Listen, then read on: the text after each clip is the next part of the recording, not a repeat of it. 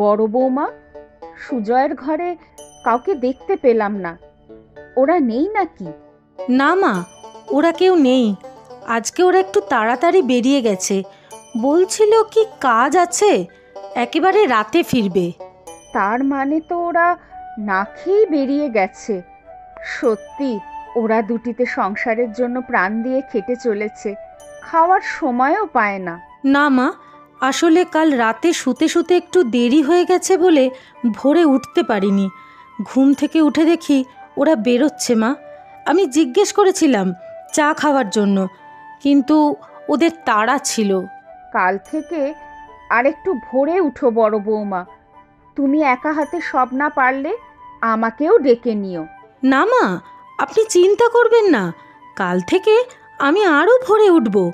সত্যিই তো, সুজয় আর নীলুর জন্যই তো আমাদের সংসারটা চলছে। ওদের একটু যত্ন না করলে চলবে কি করে মা? রাতে কখন আসবে কিছু বলে গেছে ওরা? তাহলে মনে করে ওদের জন্য কিছু খাবার বানিয়ে রেখো বৌমা। হ্যাঁ মা, এখন আপনি ঘরে গিয়ে বিশ্রাম নিন। আমি আপনার ঘরে খাবার দিয়ে আসব। হ্যাঁ যাই, হাঁটুর ব্যথার জন্য বেশিক্ষণ দাঁড়িয়ে কাজ করতে পারি না। আমি আপনাকে একটু পরে রসুন তেল গরম করে মালিশ করে দেব। আপনার ভালো লাগবে, দেখবেন মা।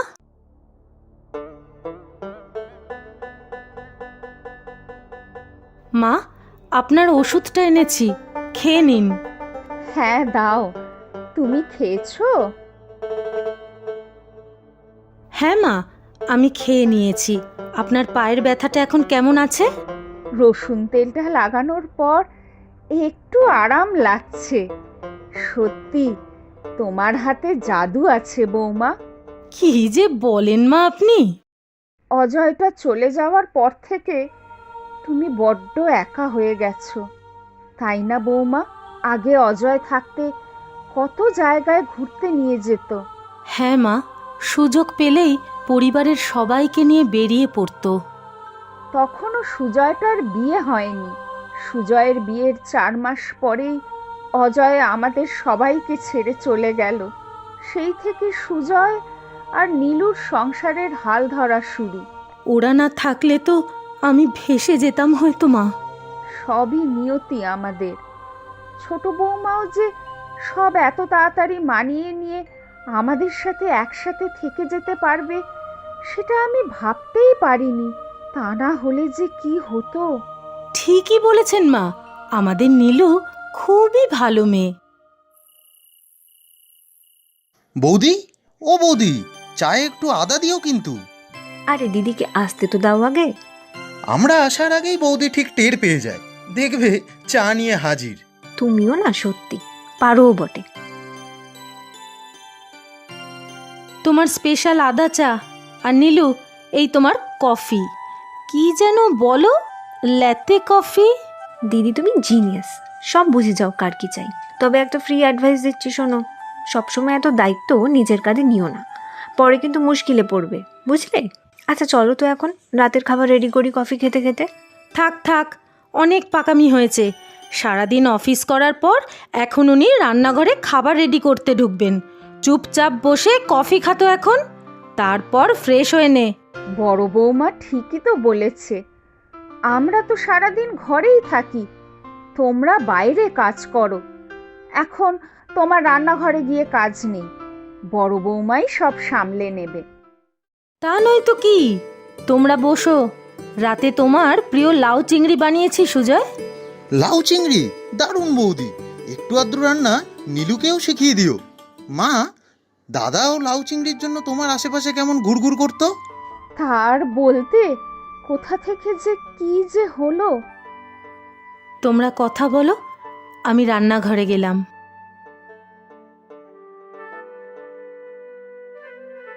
তুমি দাদা ভাইয়ের কথা না তুললেই পারতে দিদির সামনে। দেখলে তো কেমন আপসেট হয়ে গেল। ইস, আমি একদম বুঝতে পারিনি। আচ্ছা, আমি বৌদিকে ঠিক মানিয়ে নেব। চলো চলো, ফ্রেশ হয়ে খেতে যাই, না হলে বৌদির আবার খাবার নিয়ে বসে থাকতে হবে। কোথায় যাওয়া হচ্ছে বড় বউ? বাজারে নাকি? আরে পিসি, আপনি কেমন আছেন? এই চলে যাচ্ছে। বয়স তো হয়েছে। তা তোমার খবর কি বড় বউ? ভালোই আছি। একদিন আসবেন আমাদের বাড়িতে, সবার ভালো লাগবে, মাও খুব খুশি হবেন। সে একদিন যাব না হয়।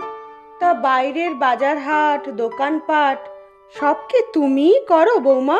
হ্যাঁ, আমিই করি। কেন? না, বাড়ির ছোট ছেলে ছোট বৌমা বাড়ির সব কাজের বোঝা কি তোমার হাতে ছেড়ে দিয়ে নিশ্চিন্তে আছে নাকি? মাথার ওপর স্বামীর ছত্রছায়া না থাকলে এমনটি হয়। হুম। এইসব কি বলছেন আপনি? বাড়ির সবাই আমার খুব আপন।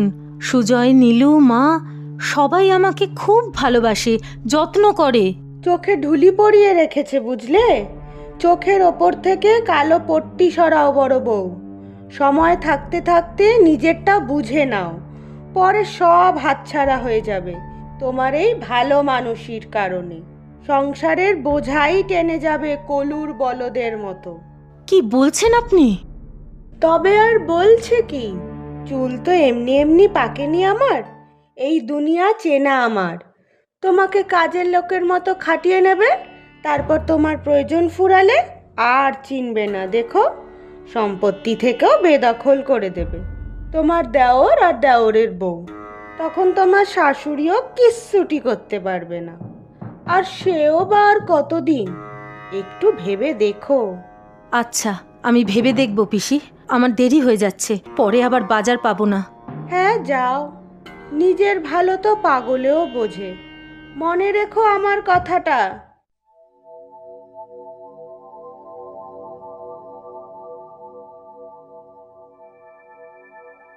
বড় বৌমা, আজ বাজারে ভিড় ছিল বুঝি, আসতে এত দেরি হলো?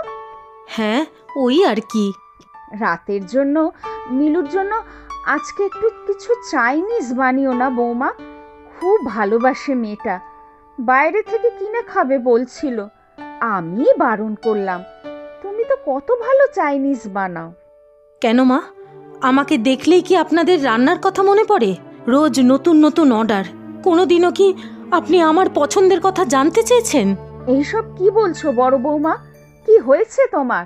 আপনি সব সময় সুজয় আর নীলুর কথাই ভাবেন, কারণ ওরা রোজগার করে আর আমার কোনোই দাম নেই না।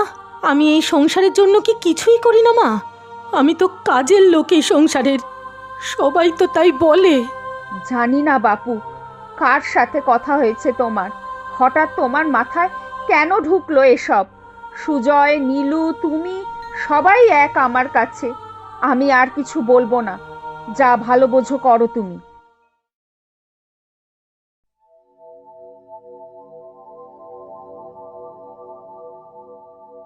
এ কি, ঘর অন্ধকার কেন? আমি কিছুক্ষণের জন্য বাইরে ছিলাম, ঘরে কেউ লাইটও জ্বালাতে পারেনি। মা, মা, নীলু, কোথায় তোমরা সব? শুভ জন্মদিন বৌদি। শুভ জন্মদিন দিদি। জন্মদিনের অনেক অনেক শুভেচ্ছা বড় বৌমা। মা, নীলু, তোমাদের সবার মনে আছে আজকের দিনের কথা? মনে থাকবে না দিদি? তোমার জন্মদিন বলে কথা। আজকে সকালে যখন দেখলাম তোমরা সবাই যে যার মতো ব্যস্ত, কারোর মনে নেই আমার জন্মদিনের কথা, তখন খুব কষ্ট হয়েছিল মনে, তাই একাই বেরিয়ে পড়েছিলাম। আমি বুঝেছিলাম বড় বৌমা, এই কয়দিন তোমার মনের মধ্যে কিছু তো একটা হয়েছে, যার জন্য তুমি স্বাভাবিক ছিলে না, চুপচাপ থাকতে। নীলুই আমাকে বলেছিল তোমাকে সময় দিতে। আর আজকের প্ল্যানটা পুরোটাই নীলু সুজয়ের। বৌদি, দাদা থাকলে ঠিক এমনভাবেই তোমাকে সারপ্রাইজ দিত, তাই না? তুমি আমাদের কাছে অনেক প্রিয়, অনেক আপন। তোমার প্রয়োজন কোনোদিনও আমাদের কাছে ফুরোবে না দিদি। তুমি আছো বলেই তো আমরা দুজনে বাইরে শান্তিতে কাজ করতে পারি। তুমি শুধু দিদি ভাই না, তুমি তো আমার আরেক মা। টাকা রোজগার করে সংসার সামলানো আর ঘরে থেকে সংসার সামলানো দুটোরই সমান গুরুত্ব বড় বৌমা। আর কখনো এই নিয়ে মন খারাপ করবে না। আমাকে ক্ষমা করে দাও তোমরা। আমি হঠাৎ করে নিজেকে নিয়ে স্বার্থপরের মতো ভাবতে শুরু করেছিলাম, খুব ছোট মনের হয়ে গিয়েছিলাম। আমাকে তোমরা ক্ষমা করে দাও, ক্ষমা করে দাও। জন্মদিনে আবার কান্নাকাটি কেন? বৌদি, আজকে নীলু তোমাকে সারপ্রাইজ দেওয়ার জন্য রান্না করেছে, বুঝলে? এখনই খেয়ে দেখো খাওয়া যাচ্ছে কিনা, না হলে আবার অর্ডার করতে হবে। দেখেছো দিদি তোমার দেওর কেমন খাপাচ্ছে আমাকে? আমি ভিডিও দেখে রান্না করেছি গো, তুমি চেখে দেখো, মাও সাহায্য করেছে। বাইরের লোকের কথা শুনে আমি তোমাদের ভুল বুঝেছি। তোমরাই আমার আপনজন। অজয় বেঁচে থাকলে খুব আনন্দ করতো আজকে।